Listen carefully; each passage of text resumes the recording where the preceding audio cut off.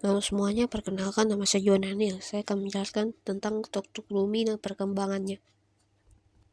Yang pertama ada kerak bumi. Kerak bumi adalah lapisan tebal bumi yang terdiri atas batu padat. Contohnya ada kerak benua. Kerak benua adalah lapisan tebal yang berada di daratan dan memiliki ketebalan 30-70 km. Selanjutnya ada kerak samudra, yaitu lapisan tipis di bawah cekungan lautan dan memiliki ketebalan 6-11 km. Selanjutnya ada mantel bumi. Mantel bumi adalah lapisan di atas inti dan terdiri atas batuan cair dan padat. Mantel dibagi dua jenis, yaitu mantel luar dan mantel dalam.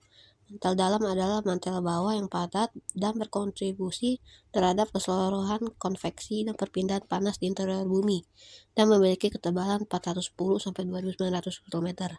Sedangkan mantel luar adalah mantel atas relatif padat dan mengandung astenosfer, lapisan semi cair yang memungkinkan pergerakan lempeng tektonik dan memiliki ketebalan 35-410 km.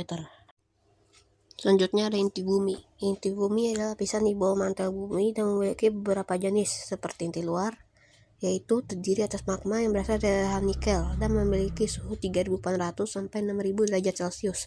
Yang kedua adalah inti dalam. Inti dalam terdiri atas berupa batuan akibat tekanan yang tinggi dan memiliki ketebalan 5.100 sampai 6.400 km. Selanjutnya ada lempeng tektonik. Lempeng tektonik adalah bagian-bagian kerak bumi yang bergerak akibat adanya tekanan dan gerakan dalam mantel. Gerakan lempeng tektonik merupakan salah satu penyebab terjadinya gempa bumi dan fenomena lainnya seperti terbentuknya gunung berapi. Lempeng tektonik memiliki jenis. Jenis yang pertama yaitu gerak divergen. Pada batas divergen, lempeng-lempeng bergerak menjauhi satu sama lain.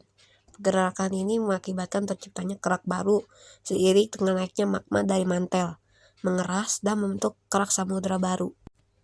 Selanjutnya yang kedua yaitu gerak konvergen. Gerakan konvergen adalah gerakan lempeng-lempeng tektonik yang saling mendekati satu sama lain.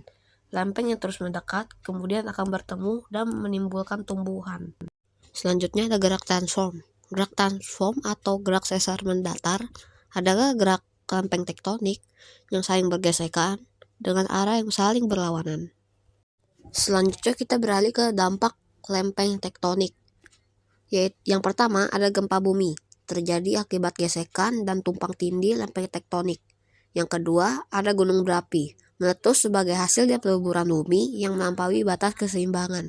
Yang ketiga ada pergeseran tanah, dapat mengakibatkan terjadinya longsor dan retakan pada bangunan. Selanjutnya saya akan menjelaskan tentang dampak lempeng tektonik yang pertama, yaitu gempa bumi. Gempa bumi adalah getaran atau getar-getar yang terjadi di permukaan bumi akibat pelepasan energi dari dalam secara tiba-tiba yang menciptakan gelombang seismik. Gempa bumi biasanya disebabkan oleh pergerakan kerak bumi (buka kurung lempeng bumi). Jenis-jenis gempa bumi. Yang pertama, ada gempa tektonik. Gempa tektonik terjadi akibat pergerakan lempeng tektonik. Yang kedua, ada gempa vulkanik, terjadi karena aktivitas gunung berapi. Yang ketiga, ada gempa runtuhan, terjadi akibatnya runtuhan bangunan atau kuatnya ledakan bawah tanah. Selanjutnya, ada dampak gempa bumi. Yang pertama, ada kerusakan bangunan atau infrastruktur, yaitu bangunan-bangunan yang rusak akibat gempa bumi. Yang kedua, ada kehilangan jiwa dan luka-luka pada manusia. Manusia terkena luka akibat runtuhan bangunan yang hancur. Yang ketiga, ada tsunami dan letusan gunung berapi. Gempa bumi membuat tsunami dan letusan gunung berapi. Dampak lempeng tektonik yang kedua yaitu ada gunung berapi. Gunung berapi adalah lubang kepundan atau rekahan dalam kerak bumi, tempat keluarnya cairan magma atau gas atau cairan lainnya ke permukaan bumi. Material yang dierupsikan ke permukaan bumi umumnya membentuk kerucut terpancung. Letusan gunung berapi. Jenis-jenis gunung berapi. Yang pertama, ada gunung berapi perisai, memiliki kelerengan yang landai dan terbentuk dari letusan lava encer. Yang kedua, ada gunung berapi kerucut, memiliki kelerengan yang curam dan terbentuk dari letusan lava kental. Yang ketiga, ada gunung berapi kompleks, merupakan kombinasi dari gunung berapi perisai dan kerucut. Selanjutnya ada tahapan gunung berapi. Yang pertama ada pralahir. Terakhir, magma naik ke permukaan lewat salurannya. Yang kedua ada letus. Letusan melepaskan gas-gas dan material vulkanik ke atmosfer. Yang ketiga ada pasca letus. Kondisi gunung berapi setelah letusan yang masih berpotensi meletus kembali. Selanjutnya ada dampak gunung berapi. Yang pertama ada pemusnahan tanah, hutan, dan permukiman.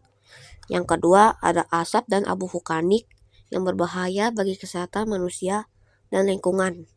Yang ketiga, potensi terjadinya aliran lava dan lahar dingin yang mengancam. Dan yang terakhir adalah pergeseran tanah. Pergeseran tanah adalah salah satu proses perpindahan massa tanah atau batuan dengan arah gerak, mendatar atau miring dari kedudukan semula dikarenakan pengaruh gravitasi, arus air, dan beban luar. Terima kasih telah mendengarkan penjelasan saya. Semoga penjelasan saya ini sangat bermanfaat bagi kalian. Mohon maaf jika ada kata yang kurang berkenan. Terima kasih.